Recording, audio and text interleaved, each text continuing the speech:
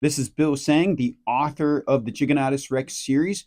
You can find links to purchase the Giganotus Rex books at williamhsang.com, and Sang is Seng, or you can go to amazon.com. You can find books there. Also, don't forget to like, share, and subscribe to this podcast. Enjoy the show. The Wrath of Giganotus Rex by Bill Sang. Chapter 10. Dream Job. I briefly reconnected with Miss Saint and her father before departing. I let them know that from the information I gathered, what they suspected might not be too far from the truth. They urged me to stay, but my last 2 visits had been too eventful to convince me to do so. So I returned to Midland. When I arrived, I went right to work. I walked straight to my boss's office. "Bill!" He seemed happy to see me, which was a little unnerving. "Every time you leave here, it seems like you cross harm's way. What gives?" "I don't know, George." I didn't sound so happy. "You were the one who wanted me to go back, remember?" He was a little set back by my remark. "Don't hold that against me. You didn't have to go." I tossed a stack of papers on his desk. "What's this?" he asked. "It's my report," I said rudely. "Everything I've gathered so far. In case you were unaware, the lizard was the least of my worries this time." He picked up the stack of papers and began to read. "Giganotus Rex, huh? Whether he's a lizard or a dinosaur, that's not a bad name." "Thanks," I replied with a hint of sarcasm. "I came up with it myself." He continued to read. Whoa. Do you really think I can publish this? This report is stuffed full of what has to be classified information. But these are some pretty wild allegations you level about the plot to wipe an entire village off the map." "I thought so too," I responded, until I heard it from the lips of one of the soldiers. "This is too much. I can't publish this." He sounded exhausted. "You are going to get us all in trouble. Do you have any idea what it is you are doing?" "Yes, and whatever is happening here, this isn't right. No, those people are crazy, and if you did talk to a soldier, he must have been hysterical." He shuffled through his papers again as though he was skimming my report.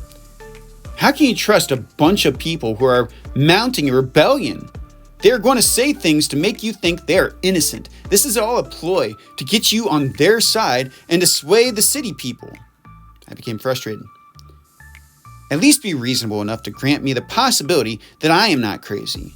I'm just a reporter. These are the facts I gathered, and my job is to present them and let the chips fall where they may." "Since when has that been your job?" George asked with anger in his voice. "Your job is to help us shape this society, to make sure that the things people believe about our rulers and our civilization will promote the highest level of unity and peace. It is not your job to introduce new narratives into average people's lives. The people at the top, they have all of the pertinent information. Anything you have to report, they already know. So if you're reporting something here that has some truth to it, all it will do is disrupt the flow of society. What you have done is reckless and irresponsible." Perhaps I've been unaware of what my role has been for quite some time. Maybe I have had a change of heart. I grew quieter and fear filled my voice. This soldier all but told me that I am on some sort of hit list. I'm practically walking dead, and I really don't feel like going quite yet. I am not so fearful of the consequences anymore because my life is at stake. All I ask is that you publish what I've discovered about G-Rex. Don't worry about the controversial stuff. There's nothing I can do to save myself at this point. "From what you have seen, can G-Rex be defeated?" asked George. Though he is formidable, I knew G-Rex was not invincible. "It won't be easy, but yes." George started to sound upbeat and enthusiastic again. "I would like to send you on another special assignment. Don't worry, it is not to the village. This time, you have a date with royalty. I'm sending you to Utopia." My eyes lit up. "Utopia? Despite the fact I don't like it, you've stumbled across something here."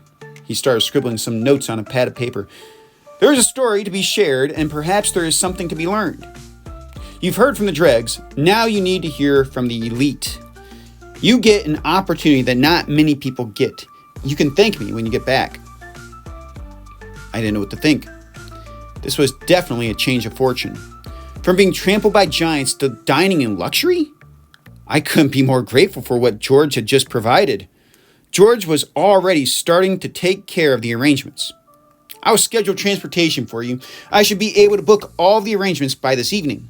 When you arrive, you'll be greeted by Lilith Greengate. You will leave in 2 days if all works out." "I'm in awe," I responded. "Thank you for this opportunity. I will make the most of this visit, I promise." I immediately left to prepare for my trip. I got back home and started packing, only to be interrupted by a concerned voice. "Bill, I'm telling you, you are making a big mistake." Murakoshi never failed to surprise me. He always caught up with me at the most unexpected moments. "You might think this is a wonderful little vacation you're going on, but I guarantee you, your life is in danger." This news, of course, was troubling. Mostly because Murakoshi was almost always right.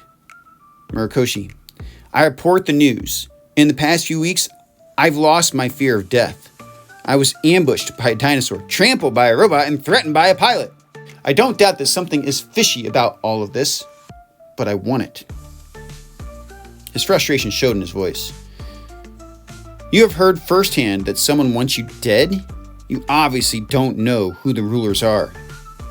You don't know the depths of their arrogance and cruelty. Even if you did, and you somehow sweet-talk them into sparing you, you have no idea what is coming." I was really wanting to know what he was talking about. Why does everyone have to speak in riddles? Can't anyone just tell me what's going on? There is so much more at stake than I can tell you. I could see the desperation in Murakoshi's eyes as he spoke. If I divulged certain information, everything that I stand for could be dismantled overnight. All I can tell you is to trust me. I have eyes and ears everywhere. I am not bound by the information of the government, the media, the cities, or even the villages. I am my own man, and I know how to get information. His desperation was shifting into confidence. If you trust me, you will stay away from Utopia. To tell you the truth, the rulers are the least of your problems if you go there.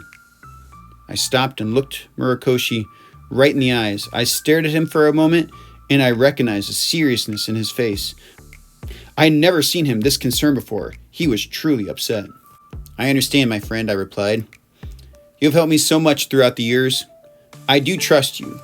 I'm going to do this, but I will do it in a way that will ensure my safety. I will tickle their ears with things that they want to hear until they realize that I could be a powerful ally for their cause. I suspect that maybe then I can get to the bottom of what is happening.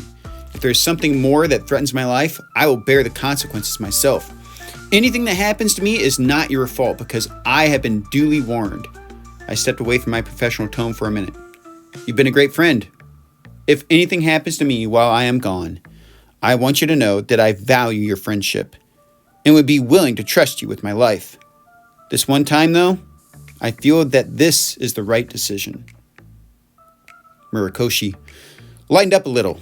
He stared back in my direction and nodded to show me that he respected my decision.